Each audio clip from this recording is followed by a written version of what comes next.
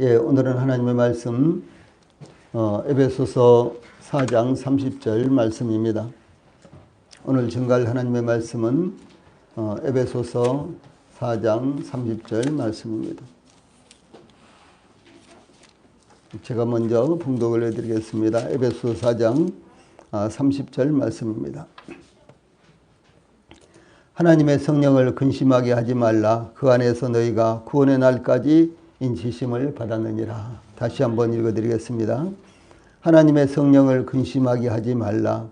그 안에서 너희가 구원의 날까지 인치심을 받았느니라. 아멘. 앞에 보시고 한번 같이 읽읍시다. 앞에 보시고 시작. 하나님의 성령을 근심하게 하지 말라. 그 안에서 너희가 구원의 날까지 인치심을 받았느니라. 아멘. 오늘은 에베소서 4장 30절 말씀을 통해서 성령을 근심하게 하지 말라. 하나님의 성령을 근심하게 하지 말라. 이런 주제로 말씀을 전해드리겠습니다. 사실은 에베소서 4장뿐만 아니라 에베소서 전체에 있는 말씀, 또 뿐만 아니라 성경의 교훈으로 나타난 이런 모든 말씀에 가장 핵심적인 것은 성령을 근심시켜 드리지 아니하고 오히려 성령을 기쁘시게 해드리는 이와 같은 삶이 그 핵심이라고 이렇게 생각할 수 있습니다. 그래서 이 에베소 4장 30절 말씀 성령을 근심하게 하지 말라. 이 말씀은 우리 구원을 받은 성도들의 삶 가운데서 그리고 신앙 가운데서 대단히 중요한 말씀입니다.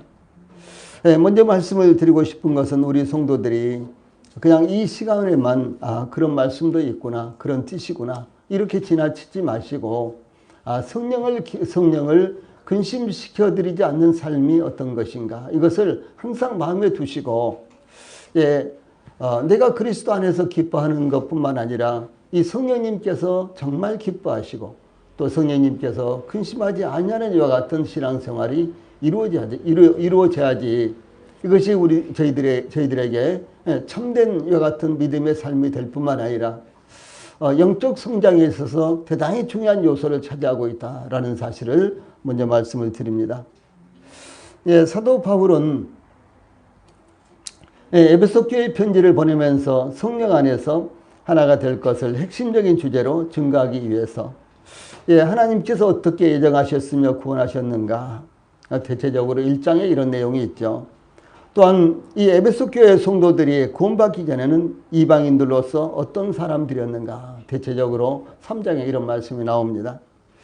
아울러 하나가 되어야 하는 원리는 무엇이며 어떤 점이 하나가 되는 것을 막는 걸림돌이 되고 있는 것인가를 3장과 4장에서 증거를 하고 있습니다. 이어서 이제 4장 마지막 부분에서 하나가 되는데 가장 중요한 요소로서 하나님의 성령을 근심하게 하지 말라. 이제 이런 말씀이 여기에 나오고 있습니다. 즉 성령에 대한 바른 자세를 요구하고 있는 것입니다. 우리가 성령님에 대해서 어떤 자세를 가질 것인가에 대한 바른 자세를 이렇게 제시하고 있는 것입니다. 이 성령에 대한 바른 자세를 갖는 것은 하나님과 주 예수님에 대해 바른 자세를 갖는 것만큼 대단히 중요한 것입니다. 특히 성령님은 신자들 안에 내주하시고 우리 그리스도인들 안에 계세요. 그리고 또 뿐만 아니라 신자들 또한 성령님 안에 거하기 때문에 이 신자들의 성령님과의 관계는 이스라엘과 여호와 하나님과의 관계만큼 또한 우리 성도들과 하나님과의 관계만큼 대단히 중요한 것이다 라는 사실을 먼저 말씀을 드립니다. 이 본문을 통해서 제일 먼저 우리가 생각해 볼 수 있는 것이 성령의 신성과 인격성에 대해서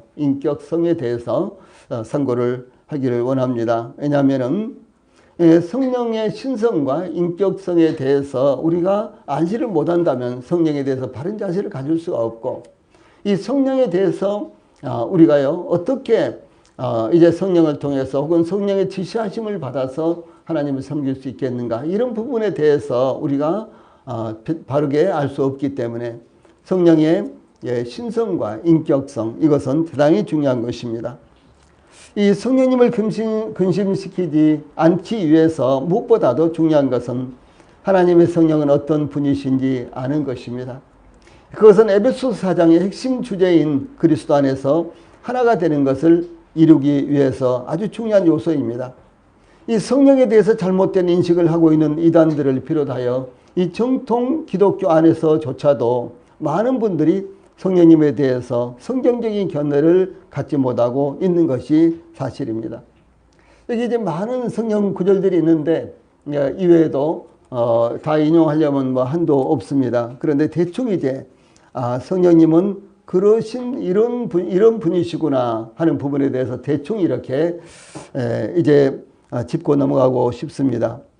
이 성령님은 하나님의 삼위일체 중 한 위로서 성부 하나님, 성자 하나님, 성령 하나님, 그렇죠. 그 제3위의 하나님 이렇게 보통 이야기합니다. 그래서 이 성령은 삼일체 하나님 중에서요 한 위로서 이 성령이라는 이와 같은 호칭이 약 206번 정도 성경에 나옵니다. 신약 성경에 성령이라는 호칭이 약 206번 정도 이렇게 나옵니다. 그 다음에 하나님의 신, 이와 같은 이제 호칭은요, 구약 성경에 주로 많이 나오는데 14회에 나오고, 이 하나님의 신이라는 이제 호칭은 구약 성경에 나오죠. 근데 14회에 나오고, 또 여호와의 신, 이와 같은 호칭도 21번 나오고, 그리고 이제 주의 신, 하나님의 성령, 하나님의 영, 그리고 주의 영, 그리스도의 영, 예수 그리스도의 성령 등의 호칭으로 이렇게 다양하게 부르고 있습니다. 그 외에도 또 성령님을 가리켜서 진리의 영, 진리의 성령, 성결의 영, 그 아들의 영, 약속의 성령 등 이와 같이요 아주 다양하게 성경에는 구약 성경부터 시작해서 신약 성경에 나타나고 있습니다. 그러므로 이 성령에 관계된 이 말씀이 구약 성경을 비롯해서 신약 성경에서 굉장히 많이 나오고 있다는 것이죠. 그런데도 불구하고 이제 일반적으로 구원받은 성도들까지도 성령에 대해서 상당히 무지하다든가 이 성령의 사역에 대해서 소극적으로 대한다든가 이런 경향들이 많이 있다는 것이죠. 예수 그리스도의 십자가 대단히 중요합니다. 그러나 이제 우리가 예수님을 믿게 된 것도 성령의 역사요. 그렇죠. 그래서 이제 요한복음 3장 5절에서도 물과 성령으로 나지 아니하면 이제 이 물과 성령으로 나지 않으면 안 된다 이렇게 이제 기록되어 있잖아요. 그러니까 우리가 거듭나는 것에서부터 시작해서 이 성령의 사역은 대단히 중요하다는 거죠. 그래서 이 성령의 사역은 창세기 1장 2절에서부터 시작해서 요한계시록 마지막까지 계속해서 나타나고 있습니다. 그래서 이 성령의 사역에 대해서 우리가 바르게 아는 것이 우리의 신앙생활에 있어서 대단히 중요하다는 것을 말씀을 드립니다. 이와 같이 성령에 대한 호칭이 아주 다양하게 성경에 나타나 있는 것은요, 성령의 사역이 다양하기 때문에 이렇게 언급이 되고 있는 것입니다. 또한 성경은 이 성령님의 인격성에 대해서 증거하고 있는데, 인격성이라는 것은 지정의를 갖춤으로 스스로 알고 느끼고 뜻하는 대로요 할 수 있는 것을 의미를 합니다. 이런 측면에서 성령님은 지식과 감정과 의지를 가지신 분이십니다. 요한복음 16장 3절에 보면 그러나 진리의 성령이 오시면 그가 너희를 모든 진리 가운데로 인도하시리니 그가 스스로 말하지 않고 오직 들은 것을 말하며 장래일을 너희에게 알리시라 이렇게 증거하고 있고요. 또 고린도전서 2장 10절 11절 말씀에는 오직 하나님이 성령으로 이것을 우리에게 보이셨으니 성령은 모든 것 곧 하나님의 깊은 것까지도 통달하시느니라. 사람 일을 사람의 속에 있는 영 외에 누가 알려 이와 같이 하나님의 일도 하나님의 영 외에는 아무도 알지 못하느니라. 이 하나님의 영이신 성령님께서 하나님의 관계된 것을 저희들에게 밝히 보여주심으로 말미암아 저희들이 믿게 되었고 또 깨닫게 되었다라는 사실을 이렇게 표현을 하고 있는 것입니다. 그래서 이 말씀에는요, 이 성령님은 단순히 어떤 영향력이라든가 힘이라든가 거기에 불과한 것이 아니라 성령님은 지정의를 가지신 인격성을 갖고 있다라는 사실을 말씀하고 있는 것입니다. 그래서 알고 계시고 또 감정을 느끼시고 또 자기의 의지를 갖고 계시고 우리가 그렇죠. 동물은 그렇지 않습니다. 그래서 동물은 인격이 있다고 할 수가 없어요. 하나님이 인격의 하나님이시기 때문에 하나님께서 자기 형상과 모양을 따라서 우리 인간들을 창조하셨죠. 그래서 우리 인간들이 인격을 가지고 있습니다. 마찬가지로 이 삼위일체 하나님은 동일하게 성부 하나님이나 성자 하나님이나 성령 하나님이 동일하게 이와 같이 인격성을 갖고 있다. 인격적이다. 이런 말씀을 지금 해드리는 것입니다. 이와 마찬가지로 성령님은 이제 인격적인 하나님이실 뿐만 아니라 성령님이 하나님이세요. 예, 그래서 혹자들은 성령님의 하나님 되심과 인격성을 부인하고 성령님을 단순한 능력 혹은 영향력에 불과하다고 가르치고 있습니다. 그러나 성경은 성령님이 하나님이심을 증거하고 있습니다. 초대교회 아나니와 삽비라 부부가 그들의 밭을 팔았는데 얼마를 감추고 그것을 사도들에게 가져와서 그것이 밭을 판 값 전부인 것처럼 속였습니다. 그때 사도 베드로가 아나니아야 어찌하여 사탄이 내 마음에 가득하여 내가 성령을 속이고 땅값 얼마를 감췄느냐. 땅이 그대로 있을 때는 내 땅이 아니며 판 후에도 내 마음대로 할 수가 없더냐. 어찌하여 이를 내 마음에 두느냐. 사람에게 거짓말한 것이 아니요 하나님께로다. 이렇게 책망을 했어요. 내가 성령을 속이고 그랬는데 내가 하나님을 속인 것이다. 이렇게 말하는 거예요. 그래서 성령은 성령에서 이렇게 분명하게 하나님이신 것을 증거하고 있는 것입니다. 이 사도 베드로는 아나니아가 이 성령을 속인 것이 곧 하나님을 속인 것이라고 증거하고 있다라고 하는 것입니다. 또 사도 바울은 고린도 교회에 대해서요. 고린도전서 3장 16절에서 너희가 하나님의 성전인 것과 하나님의 성령이 너희 안에 계시는 것을 알지 못하느냐. 이 하나님의 성령, 우리가 하나님의 성전인데 하나님께서 우리 안에 계신다. 근데 우리 안에 계신 분이 성령님이시잖아요. 그래서 하나님과 성령님을 동일시 이렇게 했습니다. 교회가 즉 성도들이 하나님께서 거하시는 성전으로 하나님의 성령님이 거하신다라고 이렇게 증거를 하고 있는 것입니다. 예, 여기서 사도 바울은 하나님과 성령님을 동일시 하고 있다라고 하는 것입니다. 또한 성경은 성령님의 사역을 통해서 성령님의 인격성과 성령님이 하나님 되시는 것을 계속해서 증거하고 있습니다. 이 성령님은 인격의 본질적인 요소인 지식과 감정과 의지를 소유하신다고 성경은 증거하고 있습니다. 고린도전서 2장 10절에서 성령은 모든 것 곧 하나님의 깊은 것까지도 통달하시느니라 이렇게 하심으로 성령님께서 지식을 소유하신 것을 증거하고 있고 또 우리가 상고하고 있는 본문에는 하나님의 성령을 근심하게 하지 말라 이렇게 말씀하심으로 성령님께서 감정을 소유하신 것을 증거하고 있으며 또한 고린도전서 12장 11절에서는 이 모든 일은 같은 한 성령이 행하사 그의 뜻대로 각 사람에게 나눠주신 것이니라. 이렇게 말씀하심으로 성령님께서 자신의 뜻대로 자신의 의지대로 성령의 은사를 각 사람에게 나눠주시는 의지를 소유하고 있는 것을 증거하고 있는 것입니다. 그래서 이와 같이 성령님은 지식, 감정, 의지 이 세 가지를 그대로 갖고 계신다는 거죠. 이것이 성경에 이렇게 반복해서 나타나고 있습니다.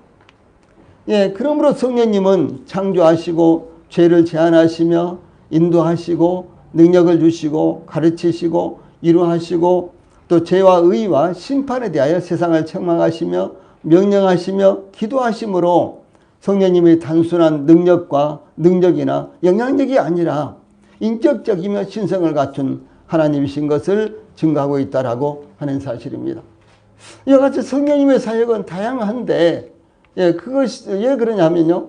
만약에 성령님이 단순한 영향력이나 능력이나 힘이나 이 정도라면은 이런 사역을 할 수가 없는 것입니다. 그런데 그런 것이 아니라 성령님이 인격체이시기 때문에 성령님이 이 다양한 사역을 하실 수 있다라고 하는 사실을 말씀하고 있는 것입니다.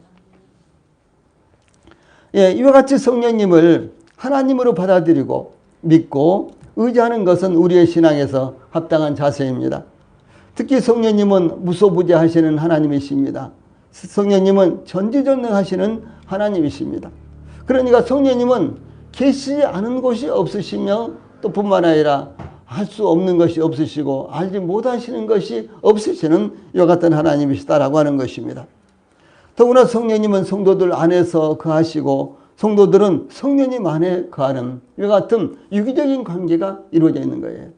성령님이 우리 안에 거하시고 우리가 성령님 안에 거하고 유기적인 관계예요. 이것은 이 살아있는 생명의 관계를 성령님과 우리 그리스도인들이 형성하고 있다라고 하는 사실을 말씀하고 있는 것입니다. 그러므로 영적 성장과 효과적인 신앙생활을 위해서는 성령님에 대한 성경적인 바른 인식과 믿음이 요구되는 것이다. 그래서 이 단원에서는 성령님은 인격적이시고 성령님은 하나님이시다. 이런 사실을요, 우리 마음가운데 먼저 받아들여야지만 이 성령님의 사역에 대해서 우리가 바르게 분별할 수 있고 또 성령님의 사역을 통해서 우리가 하나님을 바르게 섬길 수 있다라고 하는 사실입니다. 자, 그 중에서 이제 두 번째로 본문에 나오는 대로요, 근심하실 수 있으신 성령님에 대해서 상고하겠습니다. 이미 우리가 이제 상고한 대로 성령님은 인격적인 분이시기 때문에 지식과 감정과 의지를 가지신 하나님이시라는 사실을 상고를 했습니다. 그런데 본문에서 하나님의 성령을 근심하게 하지 말라 이렇게 말씀하신 것이 과연 무엇을 의미할까요? 예, 이 공동 번역에서는 하느님의 성령을 슬프게 하여 드리지 마십시오 이렇게 번역을 했어요. 그래서 근심하게 하지 말라, 근심하게 하지 말라 이 말씀을요, 성령님께서 슬퍼하게 하지 말라 이렇게 번역을 했다는 거죠. 이 본문은 선지자 이사야서 63장 10절에 이런 말씀이 나옵니다. 그들은 반역하여 주의 성령을 근심하게 하였으므로 그가 돌이켜 그들의 대적이 되사 친히 그들을 치셨더니 이런 말씀이 나오는데요. 이 말씀을 인용해서 적용하고 있는 것입니다. 즉 성령님은 영원하신 하나님이신데도 불구하고 인간들처럼 근심하시고 걱정하실 수 있다는 것은 우리로서는 이해하기가 어렵게 만드는 것입니다. 무슨 말인고는 하나님은 전지전능하시고 완전하신 분이시잖아요. 그런데도 불구하고 어떻게 그 하나님께서 근심하실 수가 있으신가? 자, 저희들은 참 부족한 데가 많이 있어요. 그렇죠? 저희들이 바르게 한다. 저희들이 온전하게 한다. 저희들이 아주 세밀하게 연구하고 또 주의하고 그렇게 해서 무엇을 해도 실수가 있잖아요. 예, 시차에 이 착오가 있다든가 능력에 이와 같은 문제가 있다든가 그렇지 않습니까? 그러니까 저희들이 후회하고 회개하고 아이고 참 말 잘못했어요. 죄송해요. 뭐 이렇게도 하지 않습니까? 또 스스로도 내가 그것은 잘못했어. 이렇게도 우리가 생각을 한다는 거죠. 그런데 하나님은 온전하신 분이시잖아요. 자, 이 성경은요, 이 조금도 잘못이 없습니다. 수도 없이 많은 사람들이 이 성경에서 흠을 잡기 위해서 성경을 연구하고 또 살펴보고 또 성경에서 가르치고 있는 지명이 진짜로 있는 것인가, 역사적으로 사실인가. 그래서요, 성경에서 가르치는 이 지명에 직접 가봐서 확인을 하고 또 이것이 역사적으로 사실인가 해가지고 고고학적으로 연구를 하다 보니까 그 진짜로 있네, 사실이네. 그래서 실제로 이 성경을 하나님의 말씀으로 받아들이고요, 성경은 오류가 없습니다라고 이렇게 논문을 쓴다든가 이런 사람들이 참 많이 있습니다. 오히려 이 성경이 사실이 아니다라는 것을요, 연구한 사람들이 정말로 많았어요. 그런데 그 사람들이요, 성경이 사실이 아니다라는 것을 연구하면 할수록 성경은 사실이다라는 것을 받아들일 수밖에 없고 그것을 말할 수밖에, 주장할 수밖에 없게 됐다는 것이죠. 이 성경을 기록하신 분이 누굽니까? 하나님이시죠. 성령님이세요. 그래서 이 하나님이 이 온전한 것처럼 성경도 오류가 없이 온전한 것입니다. 그런데 자, 이와 같이 이제 하나님이 온전하신 분이신데 왜 하나님이 후회하시고 그러실까요? 왜 근심까지 하실까요? 여러분 왜 근심합니까? 여러분의 능력이 한계가 있으니까 근심하죠. 그렇죠? 여러분이 아무리 잘하려고 그래도 그것이 안 되니까 근심하지 않습니까? 내가 정말 잘해야 되겠다. 실수하지 않아야 되겠다. 예, 이렇게 사는데도 불구하고 우리 자신도 모르게 실수해놓고 우리 자신도 모르게 엉뚱한 일을 해놓고 참 잘못했다 하고 가슴을 치면서 또 우리 그리스도인들이니까 우리 하나님 앞에 회개하고 그렇지 않습니까? 그런데 이 하나님은요, 예, 온전하신 분이시라는 거죠. 예, 하나님은 잘못이 전혀 없으신 것 같은 분이십니다. 그런데도 불구하고 여기에서 성령님이 근심하신다 이렇게 나와 있지 않습니까? 그러면 도대체 이 부분이 서로 상충되는데 어떻게 이것을 우리가 이해할 수 있는 것인가? 지금 이런 부분을 먼저 말씀을 드리는 것입니다. 그래서 이 공동번역에서는 말씀드렸던 대로 하느님의 성령을 슬프게 하여 드리지 마십시오. 이렇게 번역을 했어요. 그런데 이제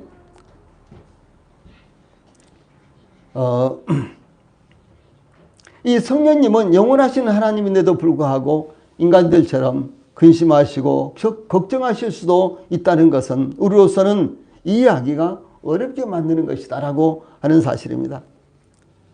또한 이 하나님에 대해서 성경은 증거하기를요, 여호와께서 사람의 죄악이 세상에 가득함과 그의 마음으로 생각하는 모든 계획이 항상 악할 뿐임을 보시고 그 다음에 땅에 사람 지으셨음을 한탄하사 마음에 근심하시고, 하나님도 한탄하셨대요. 그 다음에 근심하셨대요.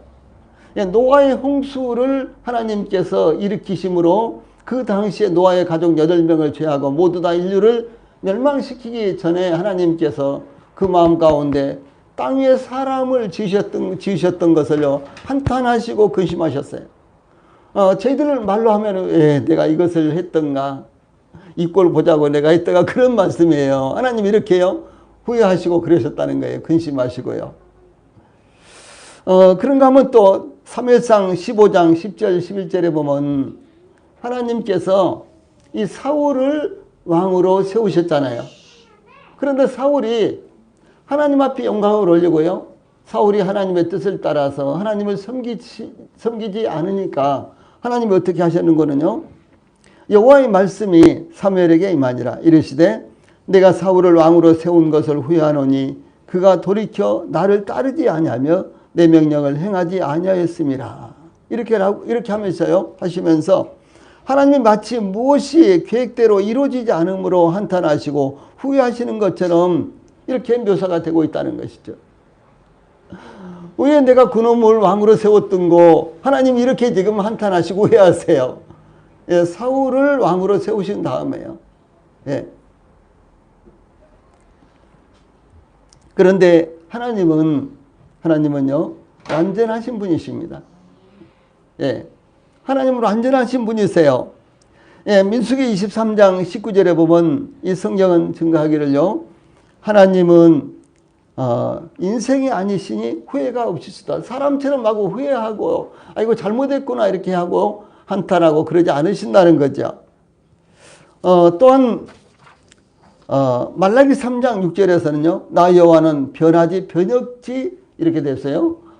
개역 이제 한글역에는 변혁지 그랬는데 세 번역에는 변하지 이렇게 했습니다. 나 여호와는 변하지 아니하나니 이렇게 증거하고 있고요. 그 다음에 야고보서 1장 17절에서는 온갖 좋은 은사와 온전한 선물이 위로부터 빛들의 아버지께로부터 오나니, 하나님께로부터 모든 것이 오나니 그는 하나님은 변함도 없으시고 회전하는 그림자도 없으시니라. 이렇게 증거하고 있습니다. 이 회전하는 그림자도 없다. 이것은 시간과 장소에 따라서 하나님은 달라지지 않는단 말이에요. 하나님은 절대로 변함이 없으십니다. 하나님은 아무런 문제도 없으세요. 이것을 이제 증거하고 있는 것입니다. 그런데 하나님께서 인간들처럼 후회하시고 근심 걱정에 빠져 있다는 의미가 아니라 이 부분을 우리가 잘 이해를 하셔야 되는 거예요. 이 성령님의 인격성을 증거하고 있는 말씀인데요. 즉 주 예수님은 영원하신 하나님이시지만 인간이 되셨을 때 육신 가운데 있는 인간들처럼 하나님이신데도, 예수님이 하나님이시잖아요. 근데 예수님이 십자가에 못이 박혀서 죽음을 실제로 죽으셨어요. 하나님이 죽을 수 있어요? 하나님은 죽으실 수 없는 분이세요. 그렇죠? 그런데 이제 주 예수님이 하나님이셨지만요.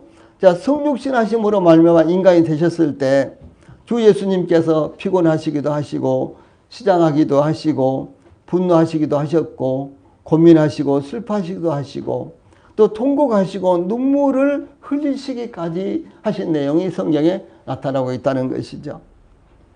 이와 같이 성령님은 주 예수님께서 지정의를 가지신 인격체이신 것처럼 성령님께서도 지정의를 가지신 인격적인 분이시기 때문에 감정을 가진 하나님이셨다라고 하는 사실입니다. 이와 같이 성령님은 생각하시고 느끼시고 뜻을 가지신 분이십니다. 선자 이사야는 주 예수님에게 임하신 성령님을 가리켜서 여호와의 신 곧 지혜와 총명의 신이요 모략과 재능의 신이요 지식과 여호와를 경외하는 신이 그 위에 강림하시리니 이사야서 11장 2절. 그러니까 주 예수님에게 성령님이 강림하셨죠. 그런데 그 성령님은 어떤 분이시냐를 이렇게 증거하면서요, 그 성령님의 지정의를 이와 같이 증거를 하셨습니다. 예, 그러므로 성령님이 인격적인 하나님이시기 때문에 인격체인 인간의 사정을 알고 동정하고 이해하고 이루하고 가르치고 책망하고 인도할 수 있다라고 하는 사실을 증거하는 것입니다. 예, 본문에서 말씀한 대로 성령님은 인간들처럼 잘못을 저지르고 잘못 판단하고 잘못 예상하고 이를 그르치심으로 후회하신 것이 아니라 하나님의 은혜가 베풀어지고 성령님의 은사가 임하셨는데도 불구하고 하나님의 뜻을 따라 행하지 않는 사람들, 특히 성도들을 인도하시는 성령님께서 성도들을 보시면서 근심하시는 것이 이렇게 나타나고 있는 것입니다. 하나님이 최상의 은혜를 베풀어 주시고 또 함께 하시는데도 불구하고 저희 성도들이 저희들이요 하나님 앞에 불순종한다든가 또 하나님 앞에서 온전하게 하나님을 섬기지 못하는 것을 보시고 성령님께서 근심하시고 계신다라는 사실을 이렇게 표현을 하는 것입니다. 이 성령님을 근심시키면 먼저 우리 마음, 양심에서 자신의 생각과 행동에 대해서 불편하고 평안이 사라지며 하나님에 대해서 거리끼는 마음이 들기 시작합니다. 자, 성령님께서 나로 말미암아 근심하고 계시는 것을 우리가 어떻게 감지할 수 있을까, 알 수 있을까, 그런 부분입니다. 예, 내가 지금 알고 있는 것을 성령님이 기뻐하실까, 아니면 근심하고 계실까? 자, 우리가 지금 하고 있는 것이 하나님의 뜻일까, 아닐까? 여러 가지 이제 하나님의 뜻을 분별하는 방법이 있습니다. 예, 그 중에서 이제 한 가지를 이제 말씀을 드리는 것인데, 그것은요, 이제 우리의 마음, 양심에서 자신의 생각과 행동에 대해서 불편하고 평안이 사라지는 거예요. 또 하나님에 대해서요, 거리끼는 마음이 들기 시작합니다. 그것이 바로 성령님을 근심하게 하는 것입니다. 이와 같이 하나님의 뜻을 따라서 살지 못하는 것이 반복되었을 때 점점 마음의 평안이 사라져가고 하나님의 말씀에 예민하게 반응하지 못하게 되는 것입니다. 그러나 성령님을 계속해서 근심시키게 되면은 마음에 갖게 되는 부담감마저 사라지고 무반응하게 되는 결과가 초래되는 것입니다. 그러므로 오랫동안 교회 생활을 하지 않거나 영적인 삶을 살지 않는 성도들에게는 하나님께서 말씀하셔도 그게 들리지 않는 거예요. 또 세상이 평안을 빼앗아 가버리고 성령님께서 역사하지 않으셔도 전혀 그것을 느끼지 못하고 무감각한 상태가 되어버리는 것입니다. 이 부분에 대해서요, 우리 성도님들이 참 조심하셔야 돼요. 처음에는 성령님을 거스르면 우리 마음 가운데 평안이 사라지고 마음에 근심이 오는 것입니다. 이 성령님께서 근심하시는 거예요. 그런데 이것이 반복되면요, 나중에는 이것에 대해서 무감각하게 되는 거예요. 성령님께서 우리로 하여금 느끼게 하시고 성령님께서 말씀하시는 것을 우리가 못 듣게 되는 거예요. 무감각하게 된다는 것이죠. 나중에는 하나님께서 말씀하셔도 그것이 들리지 않아요.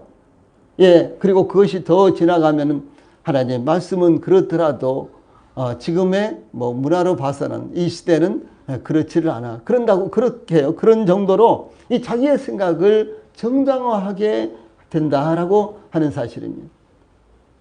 우리 성도님들이 이와 같은 부분에 대해서요, 이 세밀하게 느끼실 수 있어야 되는 거예요.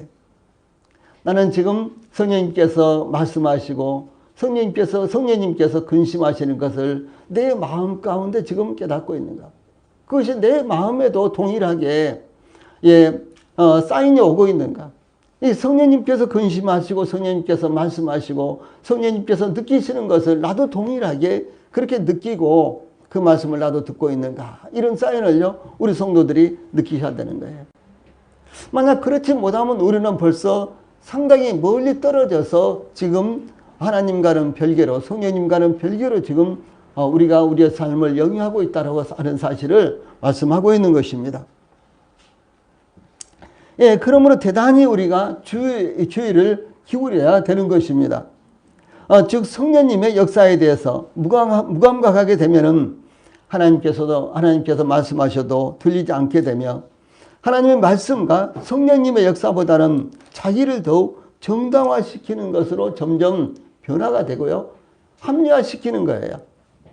예. 예, 이와 같이 성령님은 이 신자들이 세상적인 삶, 즉 비도덕적인 삶을 살 때 근심하실 수밖에 없는 것입니다. 성령님은 그 호칭 자체가 거룩한 영이라는 뜻입니다. 거룩한 영. 그래서 이 거룩하신 영이시요, 이 성결의 영이십니다. 로마서 1장 4절에 보면 성결의 영으로는 이렇게 기록되어 있거든요. 무엇입니까? 거룩한 영. 이 성령이라는 호칭 자체가 거룩한 영이라는 뜻이잖아요. 거룩한 영. 그 다음에 실제로 성령님에 대해서요, 성결의 영이 이렇게 이제 증가하고 있습니다. 또한 성령님은 하나님으로서 신자들 안에서 역사하심으로 신자들이 하나님의 권위를 인정하지 않을 때 근심하게 되는 것입니다. 다시 말해서 성령님이 거룩하신 영이기 때문에 우리가 거룩한 삶을 살지 못하면요, 성령님이 근심하세요. 또 성령님은 하나님이시기 때문에 우리가 그 성령님이 하나님이신 것을, 성령님의 주권을 우리가 인정하지 않을 때 성령님은 근심하게 되신다라고 하는 사실입니다. 성령님은 우리의 근본이시요 생명의 소유주이십니다. 성령님은 우리의 주인이시요 주권자이십니다.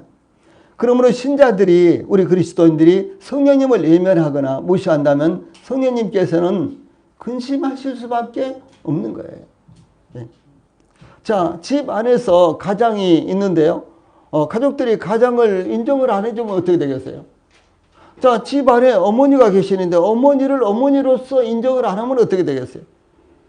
아니, 집 안에 자녀들이 있는데 자녀들을 자녀들로서 인정 안 해주면 자녀들이 어떻게 되겠어요?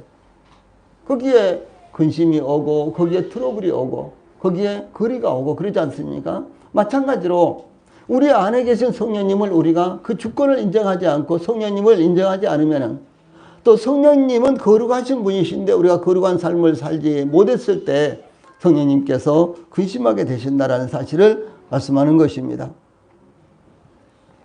이와 같이 신자들 안에, 그리스도인들 안에 거하는 성령님은 그리스도 안에서 역사하시는 인격적인 안내자이며 인도자이십니다.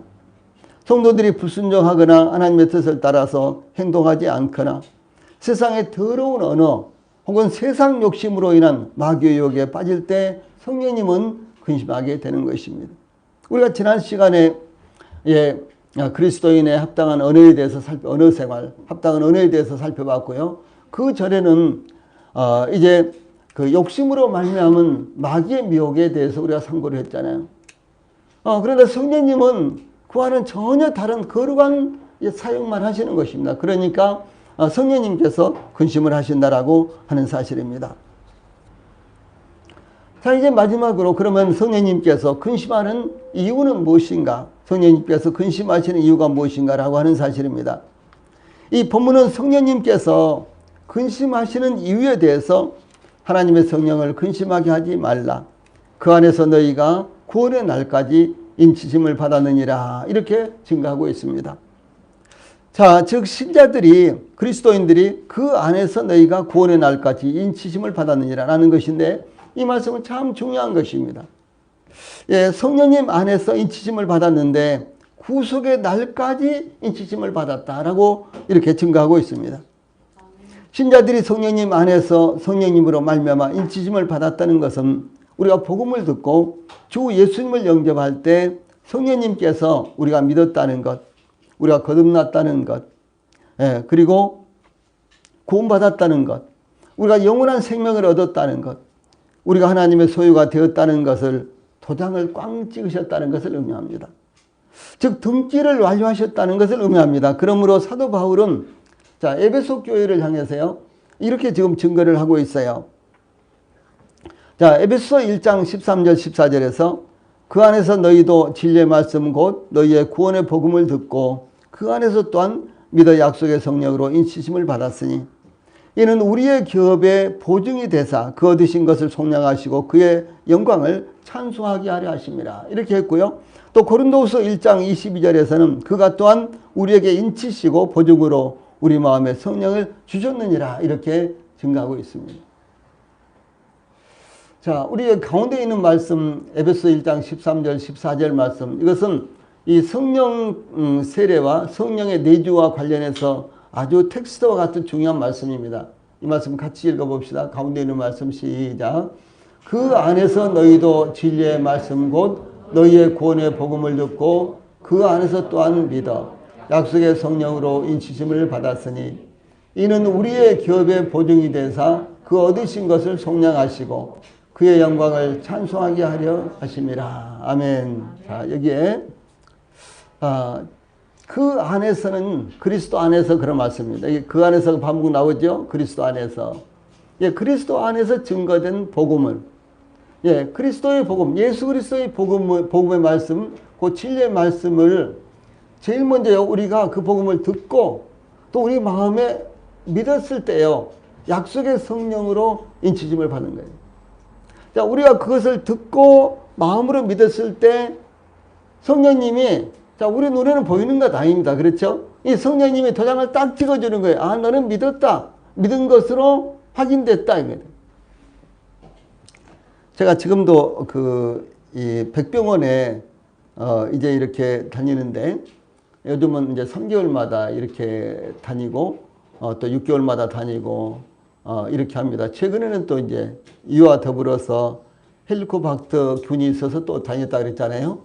그것도 또 몇 달마다 다니고 그래서 이제 3종으로 이렇게 다니는데 요즘 큰 병원 다 마찬가지입니다. 작은 병원도 마찬가지고.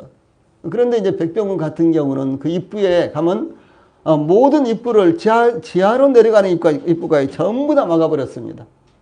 그리고 이제 딱 한 입구만 사용해서 들어가도록 지금 통제를 하는데 거기서 이제 제일 먼저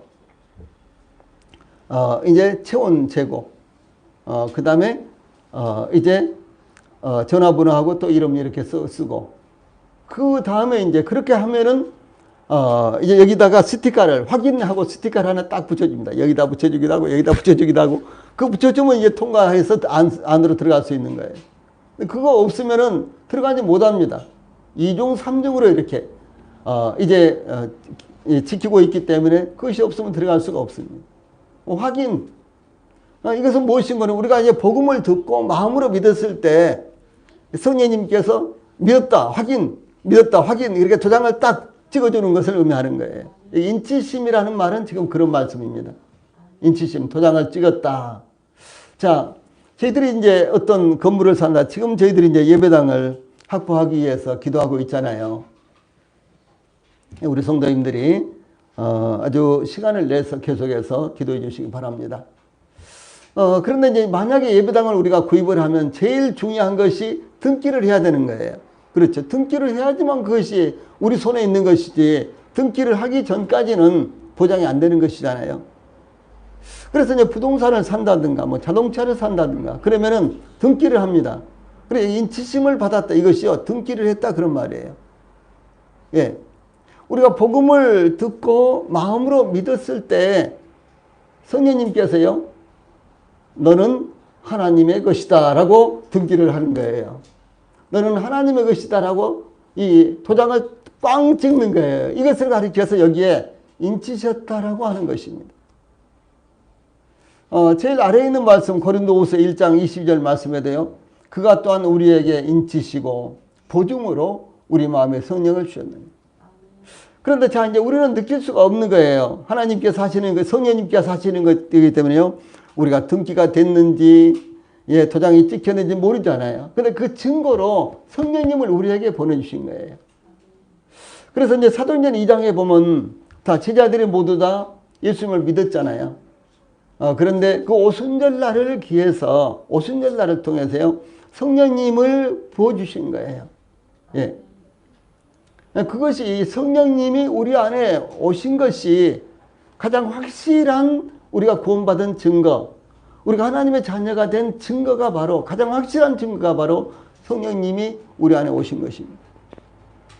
그래서 아무리 믿었다 그러고요, 정말 이 달변을 하고 복음을 잘 전해도 성령님이 그 안에 계시지 않으면 구원받지 못하는 거예요. 성령님이 그 안에 계신 것은요, 내가 하나님의 자녀가 되었다, 내가 믿고 구원받았다, 내가 죄사함 받았다, 이렇게요.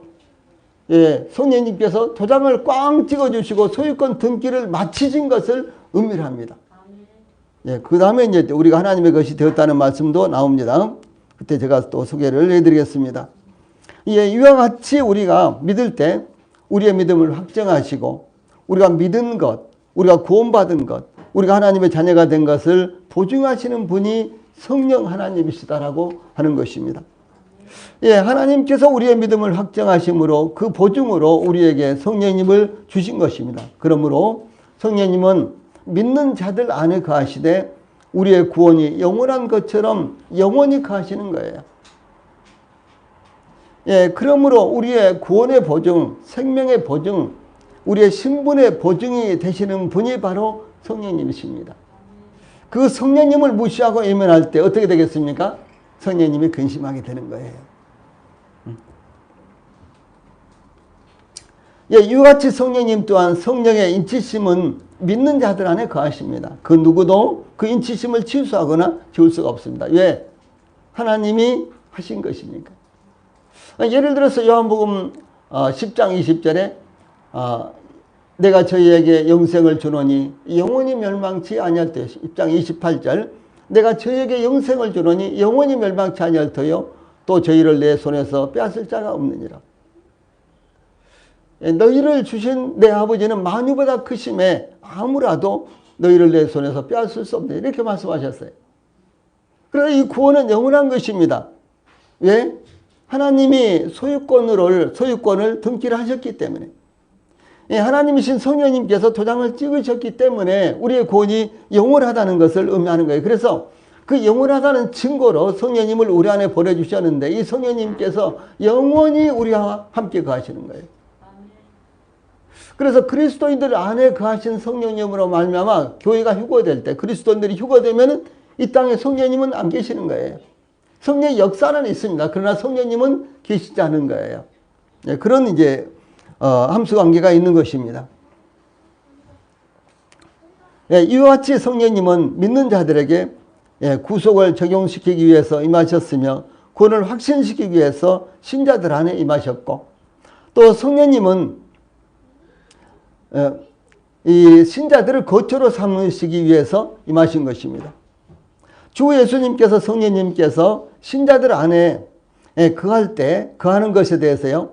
요한복음 14장 16절 17절에서 이렇게 말씀하셨어요. 내가 아버지께 구하겠으니 그가 또 다른 보혜사를 너희에게 주사 영원토록 너희와 함께 있게 하리니 그는 진리의 영이라 세상은 등이 그를 받지 못하나니 이는 그를 보지도 못하고 알지도 못함이라.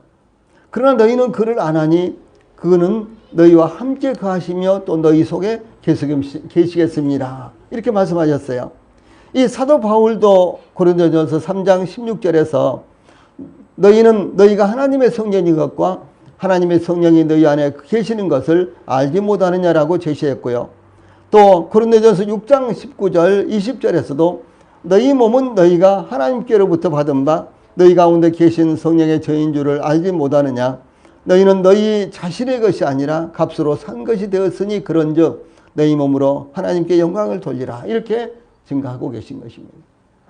자, 여기 이제 세 군데 말씀, 이 말씀 가운데 보면요. 이 성령님이 이제 오셔서 저희들 안에 거하시고 계신다는 거죠.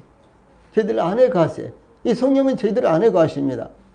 그래서 여기에 이제 요한복음 14장 이제 16절 17절 특별히 이제 17절 이제 제일 위에 말씀 여기도 보면은 그는 성령님께서는 너희와 함께 거하시며 함께 살게 이 거하다 이게 살 것자입니다. 그래서 함께 사신단 말이에요. 그 다음에 또 너희 속에 계시겠습니다. 우리 안에 거하신다는 거죠. 예. 자, 그 다음에 이제 고린도전서 3장 16절 말씀에 대요. 너희 안에 계시는 것을 알지 못하느냐. 이렇게 말씀하셨고요. 그래서 우리가 하나님의 성전, 우리가 하나님의 성전이니까 하나님의 계시는 곳이에요. 그래서 하나님의 성전이라고 부르는 것입니다. 어떤 분들은 이런 예배당을 하나님의 성전이라고 그러죠. 아니에요. 그렇지 않습니다. 이 성막은 무엇입니까? 하나님께서 계시는 곳이에요. 그래서 하나님의 성막입니다. 또 예루살렘 성전은요, 하나님께서 거하셨죠. 그래서 성전이 되는 거예요. 그러나 이 예배당은요, 어디까지나 건물이요, 홀이요, 예배당에 불과하지 성전이 아닙니다. 그래서 신약시대의 성전은 교회가 성전이에요. 교회 가운데 하나님이 계시죠? 성령님이 계십니다. 또 우리 성도들 가운데 하나님이 계시고 성령님이 계시죠. 그래서 우리 성도들이 성전이 되는 거예요. 아시겠죠? 일반 이제 교회들 가면요, 큰 홀은 예루살렘 성전, 그 다음에 조금 적은 홀은 안디옥 성전, 그 다음에 또 베다인 성전 막 이렇게 이름을 지어 놓는다든가 대성전, 소성전 막 이렇게 지어 놨어요. 성전이 아니라는 거죠. 그 다음에 성전 건축 헌금 막 이렇게 하잖아요. 이 성전은 아닙니다. 성전은 진짜로 예수님을 믿고 구원받은 그 증거로 성령님이 와 계신다 그랬죠. 그래서 성도들이 성전이에요. 예.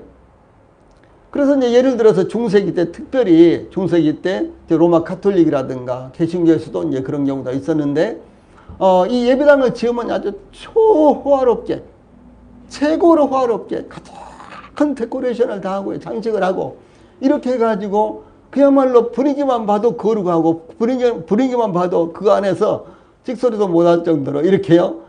예배당을 아주 화려하고도 아주 그야말로 엄숙하게 이렇게 치장을 해놓죠. 성전이라고 이렇게 하는 거예요. 성전이라고요. 그런데 성전이 아니라는 거죠. 그건 건물에 불과한 거예요. 이 성전은 AD 70년에 로마의 티투스 장군에 의해서 예루살렘 성전이 불타서 없어져 버렸어요. 그 뒤로 건물로서의 성전은 존재하지 않습니다. 예. 그리고 주 예수님께서 오셔서 주 예수님께서 오셔서 저희들을 구원하시고 십자가에서 구속을 내리시고 저희들을 구원하셨죠. 그러므로 말미암아 성령님께서 저희들 안에 임하셨고 교회 안에 임하셨는데 그래서 교회가 우리가 이렇게 모여서 교회를 이루고 있잖아요. 그때 성령님이 계시기 때문에 교회가 성전이에요. 그 다음에 이 성도들 안에 성령님께서 한 번 오신 성령님은 영원히 계신다 그랬죠. 그래서 우리 성도들이요 영원히 성전이에요. 그러므로 교회에서나 우리 개인 성도들의 삶 가운데서요 이 비도덕적인 것이 있으면 성령님은 거룩하신 분이시기 때문에 성령님께서 근심하세요. 또 교회 안에 또 우리 성도들 안에 성령님이 계시는데 그 성령님의 이 주권을 우리가 무시한다든가 등한하면은 성령님이 주인이잖아요. 그런데 그 성령님의 주권과 성령님에 대해서 우리가 등한하면요 성령님께서 근심하시는 거예요. 이 부분을 지금 말씀을 하고 있는 것입니다. 예, 이와 같이 성령님은 이 신자들을 그리스도인들을 거처로 삼고 있기 때문에 불신자들은 성령님을 거역할 수는 있어도 아주 중요한 말씀이에요. 이 성령님께서요 그리스도인들 안에 오셔서 그리스도인들을 거처로 삼고 계세요. 자, 그런데 교회생활 열심히 했는데 아직 구원받지 못했어. 그 사람 안에는 성령님이 있을까요, 없을까요? 조금은 계시겠죠. 교회생활 열심히 하니까. 예. 아무리 열심히 하고 아무리 경건한 삶을 살아도 구원받지 못한 사람에게는요 성령님이 계시지 않아요.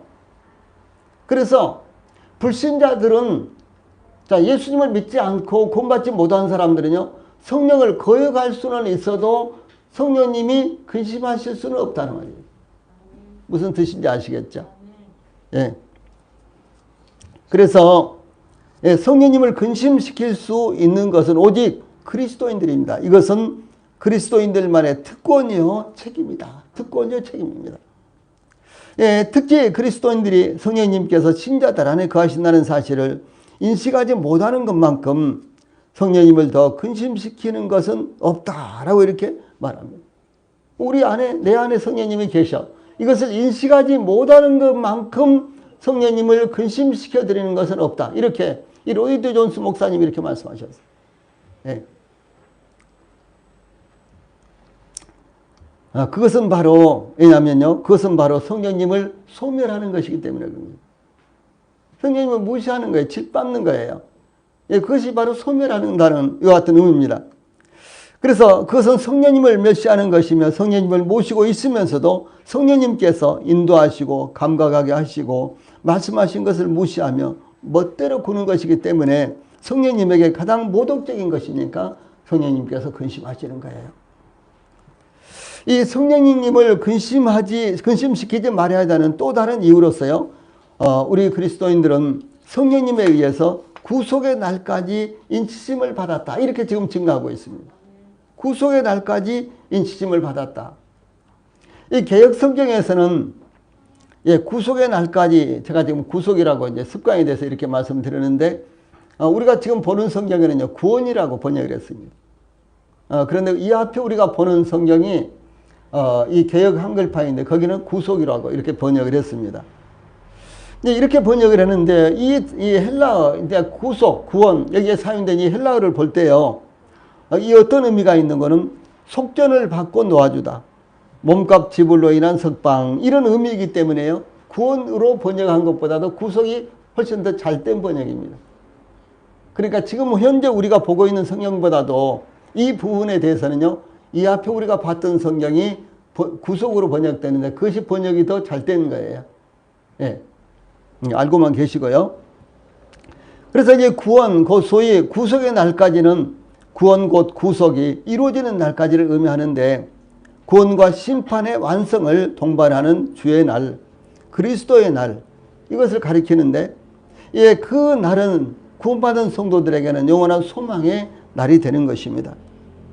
예, 사도 바울은 항상 이 날을 바라보고요, 기다리며 살았으며 또한 교회들에게 그렇게 살도록 계속해서 권고를 하십니다. 예를 들어서요, 고린도전서 1장 8절에 주께서 너희를 우리 주 예수 그리스도의 날에, 우리 주 예수 그리스도의 날에, 무슨 날이라고요? 이 날이 이제 구속의 날, 구원의 날이라는 거죠. 아니, 내가 벌써 구원받았는데, 예, 그것이요, 실제로 성취가 될 날을 구속의 날, 구원의 날이라고 이렇게 보는 것입니다. 우리 영혼의 구원을 받았어요. 근데 영혼의 구원만 받았습니다. 그렇죠? 근데 우리의 몸과 영혼이 다 변화가 될 날이 소위 구원의 날, 구속의 날이라고 이렇게 하는 것입니다. 주 예수님께서 다시 오실 때, 혹은 또 주 예수님께서 다시 오셔서 우리가 들림을 받고 휴거가 될 때, 우리는 주 예수님처럼 변화가 됩니다. 주 예수님이, 자, 이런 생각을 해봐요. 주 예수님께서 대략 약 33세 정도 됐을 때 십자가에 못 박혀 죽으시고 그리고 하늘로 승천하셨죠. 우리 가운데 33살 되시는 분이 누구신가? 예. 우리 황상은 집사님이 34 정도 되신가 지금? 우리 김효숙 전사님은 37 정도 되는 거죠. 좋죠? 되게 기분 좋으시죠? 주 예수님은 33, 그보다도 더 젊으셨어요. 우리가 어떻게 될지는 아직 나타나지 않았기 때문에 이 말씀은 요한일서 2장 2절 말씀이에요. 우리가 어떻게 될 것은, 장래에 어떻게 될 것은 아직 그분이 주 예수님께서 아직 나타나지 않았기 때문에 우리가 지금 알 수는 없지만은, 주 예수님께서 나타나시면 우리도 주 예수님과 같을 줄을 안다라고 사도 요한은 이렇게 증거하고 있어요. 무슨 말씀이에요? 주 예수님께서 33살쯤 되셔서 승천하셨기 때문에 다시 오실 때 주 예수님이 2033살 이렇게 되셨을까요? 아니죠. 아니, 주 예수님이 승천하신 지가 2000년이나 됐으니까 주 예수님이 다시 오실 때 2022살, 그러니까 하얀색 이렇게 있고 머리도 하얗고 막 그러신 분이실까요? 아니죠. 예. 우리가 정확하게 말할 수는 없습니다. 그런데 아마 33살 제일 힘있고 제일 멋지고, 예, 그 청년과 같은 그런 모습으로 주 예수님께서 틀림없이 오실 것입니다. 여러분 기대하십시오. 혹시 다리가 편찮으세요? 혹시 또 속이 이곳저곳 또 아프고 문제가 있으세요? 주 예수님께서 다시 오실 때요, 아주 완벽한 몸으로 우리가 변화가 되는 것입니다. 예. 그때가 제일 좋았어. 제일 예뻤을 때. 그때가 제일 좋았어. 그때 제일 멋있을 때. 그때가 제일 좋았어. 그러면요, 그때처럼 우리가 변화를 받는 거예요. 혹시 여러분, 그때 제가 20세, 20살 지난 것처럼 이렇게 변화된 모습을 보고 여러분들이 못 알아보시면 안 돼요. 네, 여러분도 그렇게 변화가 되실 것입니다. 얼마나 소망스럽습니까? 네. 그래서 그 날이 바로 그리스도의 날, 구속의 날, 구원의 날이라는 거예요. 자, 그러므로 사도 바울이요, 계속해서 그 날을 바라보고 그 날에 대해서 이렇게 강조를 하는 거예요. 여기 나오는 말씀은 이제 직접적으로 언급된 것만 제가 말씀을 드렸습니다만, 이 데살로니가 전서나 데살로니가 후서는 전체가 다 이런 말씀입니다. 네. 고린도전서 1장 8절에 주께서 너희를 우리 주 예수 그리스도의 날에 책망할 것이 없는 자로 끝까지 견고케 하시라. 우리 주 예수 그리스도의 날, 바로 이 날을 바라보고 이 날에 대해서 증거하고 있는 거예요. 그 다음에 빌립보서에서는 이렇게 반복해서 세 군데나 이제 정확하게 이렇게 언급을 하고 있는데요.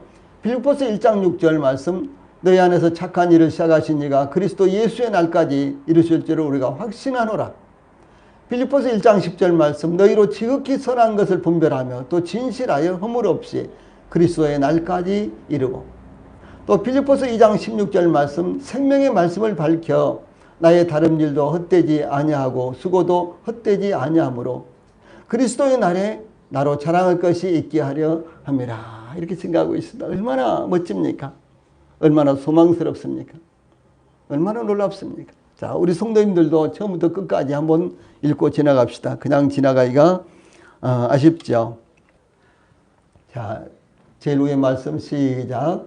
주께서 너희를 우리 주 예수 그리스도의 날에 책망할 것이 없는 자로 끝까지 견고케 하시라. 그 다음 말씀, 너희 안에서 착한 일을 시작하신 이가 그리스도 예수의 날까지 이루실 줄을 우리가 확신하노라. 세 번째, 너희로 지극히 선한 것을 분별하며 또 진실하여 허물 없이 그리스도의 날까지 이루고. 네 번째, 생명의 말씀을 밝혀 나의 다른 일도 헛되지 아니하고 수고도 헛되지 아니하므로 그리스도의 날에 나로 자랑할 것이 있게 하려 함이라. 아멘. 예. 이런 말씀을 읽으시면서요, 그냥 지나가시지 말고 예수 그리스도의 날, 그리스도의 날, 이 부분을요, 꼭 마음에 이렇게 와서 탁탁 읽으실 때 탁탁 걸려가지고 이 말씀이 우리 성도들에게 희망과 소망이 되고 또 힘이 되는 이와 같은 계기가 되시기를 바랍니다.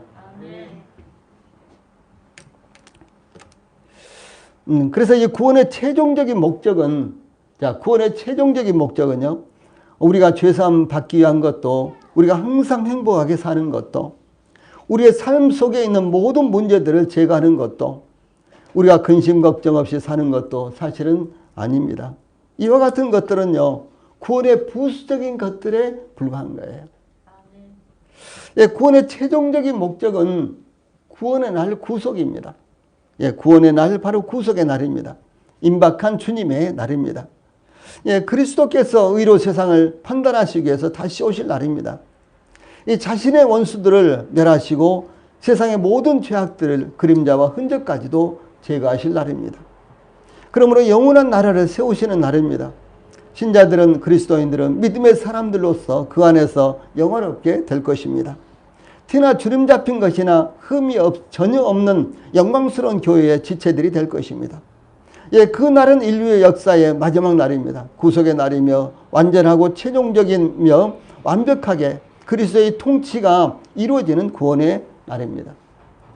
예, 그러므로 하나님의 성령을 근심하게 하지 말라. 그 안에서 너희가 구원의 날까지 인치심을 받았느니라. 이 말씀은 신자들 안에, 그리스도인들 안에서 역사하시는 분은 성령 하나님이시기 때문에 성령님을 근심시켜 드리시거나 성령님의 존재를 무시하거나 성령님의 인도하심과 말씀하심을 소멸시켜서는 안 된다라고 하는 사실입니다. 그렇게 했을 때 성령님께서 근심하시기 때문에 그렇게 하면 안 된다. 예, 그러므로 우리 모든 성도들께서 항상 성령님을 기쁘시게 해드리기 위해서 성령님의 역사와 말씀에 더 민감하게 반응함으로 구속의 날을 소망 가운데서 바라보시는 믿음으로 살아가시기를 축원합니다. 네, 찬송 부르시겠습니다.